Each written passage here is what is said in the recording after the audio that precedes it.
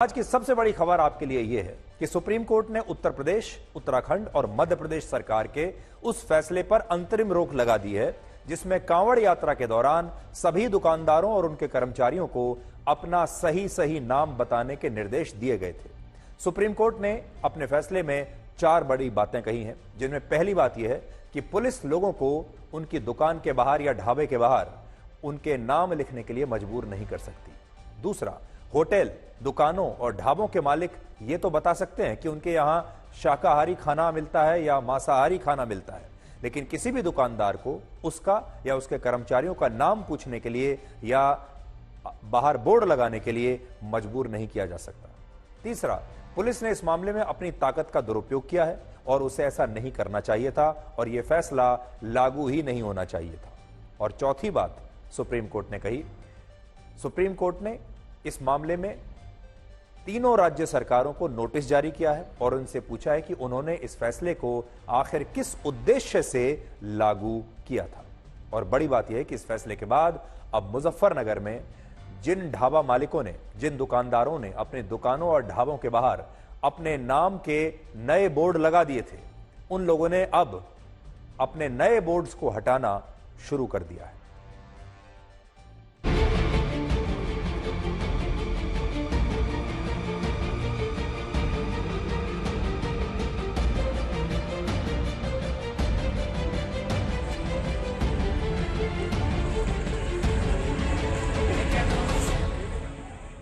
आप देख सकते हैं मेरे पीछे कि ये जो फलों के ठेले यहाँ पर लगे हुए हैं, उस आदेश के बाद से ये नाम लगने यहाँ पर शुरू हो गए थे, लेकिन आज सुप्रीम कोर्ट ने इस पर रोक लगा दी है। सुप्रीम कोर्ट ने कहा है कि अब अपने अपने दुकानों पर या प्रतिष्ठानों पर ये नाम के बोर्ड लगाने की कोई जरूरत नहीं है। बहुत ऐतिहासिक फैसला है न्यायालय का, बहुत खुशी महसूस हो रही थी।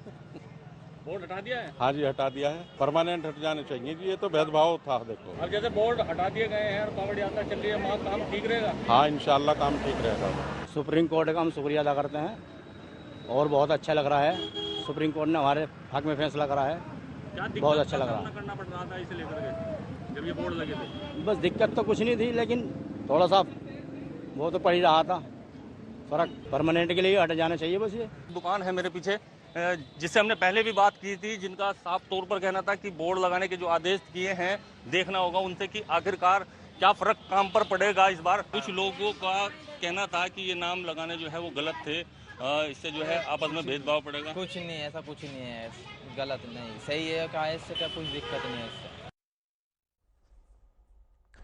लेकिन आज बड़ा सवाल यह है कि अगर आपको यह पता चले कि संगम भोजनालय, मां Bhavani juice corner, Janta Vaishno dhaba, Shri Khatu Shyam dhaba, Neelkanth family restaurant, Himalayan dhaba, Saini restaurant, Punjabi dhaba, Chaudhary sweets, Neelam sweets और अनमोल कोल्ड ड्रिंक्स जैसी दुकानों और ढाबों के मालिक असल में मुस्लिम समुदाय के हैं, तो क्या आप इन ढाबों पर खाना खाने के लिए नहीं जाएंगे? मेरा भी आपसे आज ये सवाल है। अगर आपको यह पता चल जाए कि किसी वैष्णो ढाबे का मालिक किसी दूसरे समुदाय का है, तो क्या आप वहां पर खाना खाना छोड़ देंगे? और इससे भी बड़ा सवाल यह है कि हमारे देश में किसी भी व्यक्ति को क्या आज के इस युग में अपना नाम छिपाने की आवश्यकता है? क्या आवश्यकता हो सकती है किसी को भी अपना नाम छिपाने की?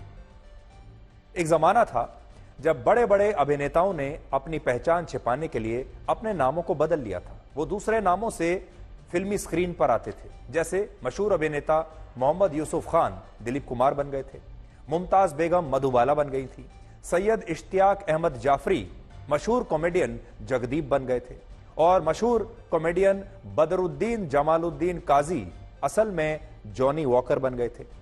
लेकिन आज के नए भारत में क्या किसी को भी अपनी पहचान छिपाने की आवश्यकता है? क्या किसी को भी यह करने की जरूरत है? आज शाहरुख खान को क्या अपना नाम बदलने की आवश्यकता है? सलमान खान और आमिर खान की पहचान उनके मूल नामों से होती है, और इन तीनों खान्स के जो फैंस हैं उनमें सभी धर्मों के लोग हैं, उनमें हिंदू धर्म के भी लोग हैं, और करोड़ों हिंदू धर्म के लोग इन तीनों खान्स की फिल्मों को देखने के लिए जाते हैं, अपने खून पसीने की कमाई से टिकट खरीदते हैं और उन्हें कोई परेशानी नहीं होती। जब आप शाहरुख खान की फिल्म देखने के लिए जाते हैं तो क्या आपको पता नहीं होता कि शाहरुख खान एक मुस्लिम है, वो इस्लाम को मानने वाले अभिनेता हैं? लेकिन तब भी देश के हर वर्ग में उनके फैन हैं और लोग उनकी फिल्में देखने के लिए जाते हैं। और यहां बात सिर्फ फिल्मों की और अभिनेताओं की नहीं है, आज हमारे ही देश में एक बहुत बड़ी रेस्टोरेंट की चेन है जिसका नाम है करीम्स। उसकी 140 से ज्यादा ब्रांच है। अल बेक रेस्टोरेंट के देश भर में 180 से ज्यादा ब्रांचेज हैं। इसी तरह नजीर फूड्स की भी हमारे देश में कई शहरों में अलग अलग ब्रांचेज हैं। और ऐसा नहीं है कि नाम के कारण इन रेस्टोरेंट्स को कोई नुकसान हुआ है। ये मैंने कुछ नाम आपको बताए हैं, ऐसे बहुत सारे नाम आपके शहर में भी होंगे। लेकिन क्या आप आज जो हिंदू हैं, क्या वो निजाम से खाना नहीं मंगाते? क्या वो करीम से खाना नहीं मंगाते? क्या नजीर फूड से खाना नहीं मंगाते? मंगाते हैं। सच्चाई यह है कि अपने नाम के कारण ही ये सारे रेस्टोरेंट्स और फूड चेन्स इतनी चर्चित हैं और चल भी रही। इससे आप समझ सकते हैं कि हमारे देश में यह बहस शायद सही ही नहीं होगी कि किसी दुकानदार या रेस्टोरेंट का मालिक अगर अपनी पहचान बता देता है सही तो इससे उसका आर्थिक बहिष्कार हो सकता है। और इस बात को आप हमारी इस रिपोर्ट से आगे आज आप समझ पाएंगे। आज हमारी टीम मुजफ्फरनगर में कई दुकानों और ढाबों पर गई जहां ज्यादातर लोग यही कह रहे थे कि उन्हें किसी दुकानदार के नाम से, उसकी पहचान से या उसके धर्म से कोई फर्क नहीं पड़ता। खाना अच्छा होना चाहिए, प्रोडक्ट अच्छा होना चाहिए, ढाबा अच्छा होना चाहिए, रेस्टोरेंट अच्छा होना चाहिए, साफ सफाई अच्छी होनी चाहिए, बैठने की जगह बढ़िया होनी चाहिए, खाना स्वादिष्ट होना चाहिए। लेकिन दूसरी तरफ हमारे देश में बहुत सारे लोग ऐसे हैं जो मुसलमानों को खतरे में बताने की दुकानें अलग अलग अब चला रहे हैं। यह भी एक अलग दुकान है और इस दुकान का नाम है कि इस पे के बाहर बोर्ड लगा दीजिए कि हमारे देश में अल्पसंख्यक खतरे में है।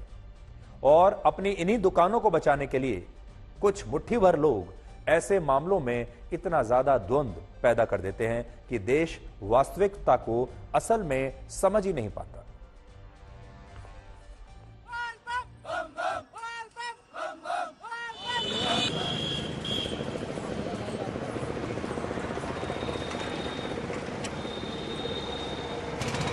अच्छा ये बताइए, जब मुस्लिम ढाबा अगर कोई दिखा, आप जाते हैं वहाँ खाने? चले जाते हो, उन्होंने पहले पूछ लेते हैं आप प्याज लहसुन तो नहीं डालते। अगर हम नहीं खाते उस होटल से तो हमारा भाई भी नहीं खाता। नहीं खाते हैं। होटल वाले क्या कहते हैं? वो आपको गलत खाना देते हैं या बताते हैं कि साफ खाना बना? अगर जिसने डाल रखा होता है वो बता देता है, जिसने नहीं डाल रखा होता वो नहीं बोल देता कि नहीं डाल रखा। और जिसने डाल के अगर छुपा भी रखा हमसे तो हमारा कुछ नहीं ले जाएगा, वो अपना करेगा जो भी करे। अब मैं जब जा रहा हूँ तो हरिद्वार से आगे मुझे यहाँ दिखाई दे गया सलीम भोजनालय।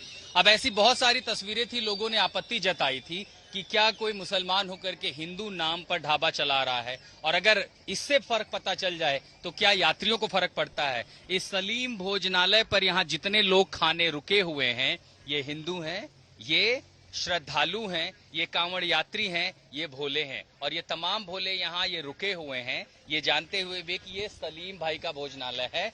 कभी इस तरह का भेदभाव देखने को मिला है कि किस धर्म किस जाति का ढाबा है? नहीं, ऐसा कुछ नहीं। आपके मन में ये नहीं आया कि सलीम के ढाबे पर रुक गए तो धर्म खंडित हो जाएगा? नहीं बोले, नहीं। सलीम भाई के ढाबे पर इतने लोग बैठे हैं, ये सलमान है, ये कांवड़ यात्री हैं। आपके घर वाले नहीं कहते, आपके धर्म के लोग नहीं कहते मुसलमान होके कांवड़ क्यों ले जा रहे हो? घर वाले कुछ नहीं कहते मेरे, मैं अपनी मर्जी से आया हूँ। तो सलमान भोले बने हुए यहाँ पे। सारे कांवड़ यात्रियों को भोले कहा जाता है, ये सलमान भी भोले हैं। अब आप सलमान के साथ जाते हो, आपके साथ लोग नहीं कहते मुसलमान के साथ क्यों जा रहे हो यात्रा लेके? नहीं कहते। सलीम भाई जो ढाबा चला रहे हैं, ये बताइए, ये भोले रुके हुए हैं, आपको पता है ना कि ये लोग लहसुन प्याज नहीं खाते? बिना प्याज लहसुन खाए जी।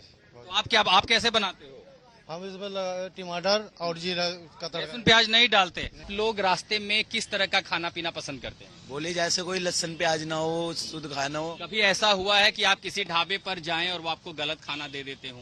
पहले पूछते हैं। कभी ऐसा हुआ है कि आपके साथ गलत? कभी ऐसा हुआ। जब आप यात्रा पे निकलते हैं, किसी ढाबे पर क्या ये नाम देखते हैं कि हिंदू का ढाबा है या मुस्लिम ढाबा है, या उनसे नाम पूछते हैं जो परोस रहा है वो किस रिलीजन का है? नहीं, ऐसा तो कुछ नहीं है। कभी ये पूछा है कि भाई आप हिंदू ढाबा है, परोसने वाला मुस्लिम है, या किस धर्म का, किस जाति का है? नहीं जी, ऐसा कुछ नहीं पूछा हमने कभी। खाने पर जब आप आते हैं ढाबे पर, क्या उनसे पूछते हैं लहसुन प्याज का खाना है या सात्विक है, या वो बोलते हैं कि हमने कैसा बनाया है? वो खुद ही बता देते हैं कि लहसुन प्याज और नॉनवेज हमारे यहाँ पे कुछ भी नहीं है। कितने सालों से आप आ रहे हैं यात्रा? इन भाई को 4-5 साल हो गए और मेरा पहली बार है। पहली बार। 4-5 सालों में जितने बार आप रुकते हैं रास्ते में खाने, कभी ऐसा हुआ कि आपको पूछना पड़ा हो खाने में क्या बनता है, या वो बताते हैं? नहीं, वो खुद ही बता देते हैं आगे से ही। कभी धर्म, जाति, नाम या ढाबे पर किसका है ये देखकर रुकते हैं खाने पीने? ऐसा कुछ नहीं है, मोमडन भी होगा, वो भी सही सही खाना देगा, अच्छा खाना। कभी ऐसा हुआ है कि किसी मुस्लिम का ढाबा हो या परोसने वाला मुस्लिम हो, आपको लगा हो कि हो सकता है आपके खाने में किसी तरह की मिलावट हो, सात्विकता ना हो? नहीं नहीं, ऐसा कुछ नहीं, कभी नहीं लगा। और अगर किसी मुस्लिम का ढाबा हो, आप वहाँ रुकते हैं, नहीं रुकते हैं, आगे मैं मुस्लिम के घर में भी रुक रखा हूँ, घर में भी रुक रहा हूँ, मुझे कोई दिक्कत नहीं है। कभी ऐसा भी हुआ कि किसी दूसरे धर्म का व्यक्ति आपको खाना परोस रहा है या वो ढाबा चला रहा है, तो आपको ऐसा मन में आया कि आपकी सात्विकता भंग हो गई? बोले हम ये सब तो देखते नहीं है, लेकिन ऐसा मन में ख्याल भी नहीं आता हमारे, वैसे तो कभी नहीं आया? कभी नहीं आया, बोले 12 साल में आज तक नहीं आया कभी। बोले तो हमारे देश में असल में एक खास वर्ग के लोगों ने इस पूरे मामले को मुस्लिम विरोधी बना दिया है, जबकि यह मामला हिंदुओं की धार्मिक शुद्धता से जुड़ा हुआ था। और सवाल सिर्फ इतना सा था कि क्या कांवड़ यात्रा पर जाने वाले हिंदुओं को ये जानने का अधिकार नहीं होना चाहिए कि वो जिस ढाबे पर खाना खा रहे हैं उस ढाबे का मालिक कौन है, उस ढाबे की रसोई को संचालित कौन करता है। लेकिन कुछ लोगों ने इस मामले को पूरी तरीके से मुस्लिम विरोधी बना दिया और ऐसा पेश किया कि जैसे अब मुसलमानों का बहिष्कार हो रहा है, ये आर्थिक बहिष्कार है और अब ये मामला असल में अपनी सही दिशा से भटक चुका है। और कोई भी इस विषय पर यह बात नहीं कर रहा कि क्या हिंदुओं को अपनी धार्मिक शुद्धता को सुनिश्चित करने का अधिकार नहीं होना चाहिए, जैसे अलग अलग देशों में दूसरे धर्मों के लोगों को होता है, इस्लाम धर्म के लोगों को होता है। वो भी अपने धर्म का पालन करने के लिए ये जानना चाहते हैं कि वो क्या खा रहे हैं, कब खा रहे हैं, कहाँ से वो खाना आ रहा है। भारत में हर साल लगभग 5 करोड़ हिंदू कांवड़ यात्रा में शामिल होते हैं और कांवड़ बांस या लकड़ी से बना वो डंडा होता है जिसे रंग बिरंगे पताकों से, झंडों, धागों और चमकीले फूलों से सजाया जाता है और उसके दोनों सिरों पर गंगा जल से भरे कलश लटके होते हैं। इसे कहते हैं कांवड़। और ये वही कलश होते हैं जिनमें श्रद्धालु गंगा जल भरकर वापस अपने घर लाते हैं, अपने मंदिर में लाते हैं और उन्हें शिवलिंग पर अर्पित करते हैं। और सबसे बड़ी बात यह है कि कांवड़ यात्रा के दौरान सात्विक भोजन करना अनिवार्य होता है और इस दौरान आराम करने के लिए कांवड़ को किसी ऊंचे स्थान या पेड़ पर लटका कर रखा जाता है, उसे नीचे नहीं रखा जाता। और इससे आप ये समझ सकते हैं कि ये यात्रा कितनी कठिन होती है और इसमें कांवड़ को जमीन पर रखना वर्जित है। और इसी धार्मिक शुद्धता को ध्यान में रखते हुए उत्तर प्रदेश और बाकी के राज्यों में दुकानदारों को उनके नाम बताने के निर्देश दिए गए थे, जिस पर अब सुप्रीम कोर्ट ने रोक लगा दी है। और यह फैसला इसलिए भी महत्वपूर्ण है क्योंकि कांवड़ यात्रा के दौरान हिंदू श्रद्धालु जिस मार्ग से गंगा नदी के तटों पर जाते हैं उस मार्ग में पड़ने वाली दुकानों पर वो 1 महीने में लगभग 5,000 करोड़ रुपए खर्च करते हैं, सब मिलाकर अगर हम देखें तो। इसके अलावा यह मामला ऐसा है कि इसका देश भर में हिंदुओं पर प्रभाव दिख सकता है क्योंकि भारत में सबसे ज्यादा पूजा अर्चना भगवान शिव की होती है।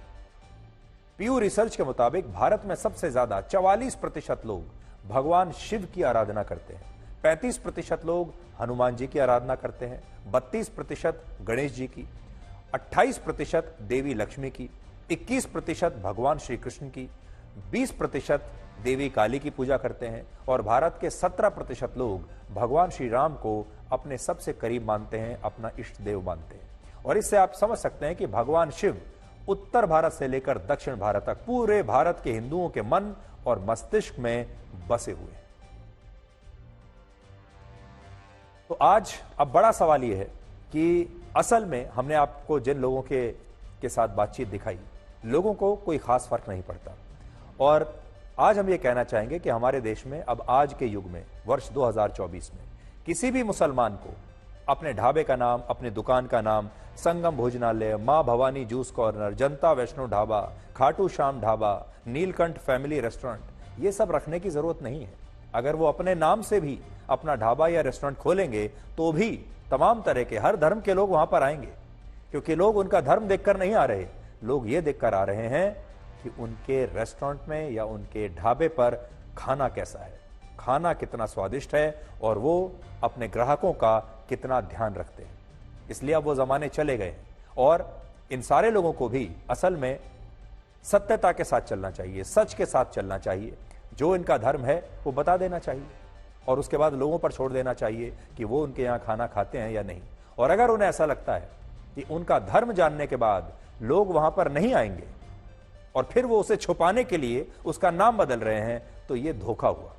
ये सारे लोग मानेंगे तो कि फिर ये ये किसी की मानसिकता के साथ और किसी की भावनाओं के साथ ये एक तरीके का धोखा है, क्योंकि वो व्यक्ति आपको कुछ और समझकर आपकी दुकान पर आ रहा है और आप उसे असलियत नहीं बता रहे। तो इसलिए सच के साथ चलना चाहिए, जो है वो बताना चाहिए।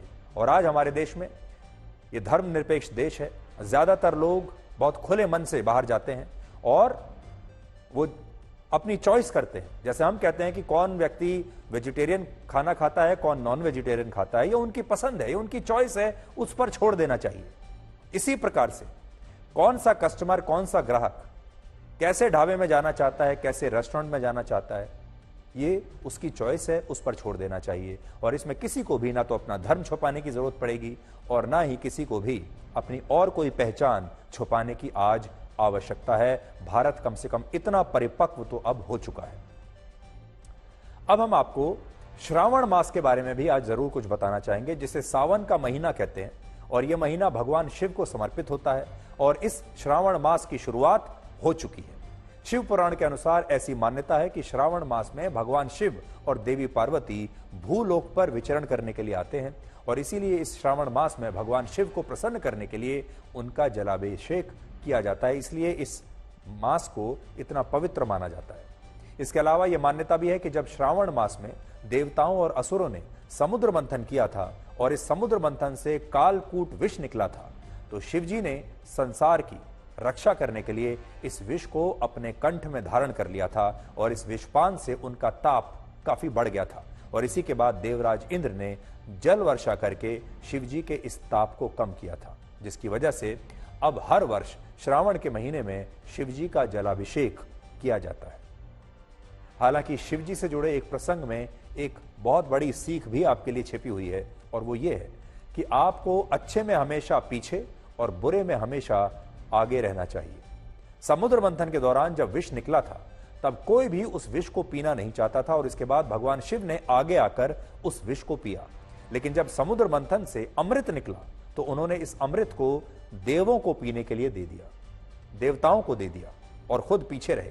इसीलिए कहते हैं कि जो होकर भी ना हो, जो शून्य भी हो और शून्य से निकली सृष्टि भी हो, जो कण कण में व्याप्त हो और जो सत्य भी हो और सुंदर भी हो, जिनमें सृष्टि भी विलीन रहे, वही भगवान शिव है।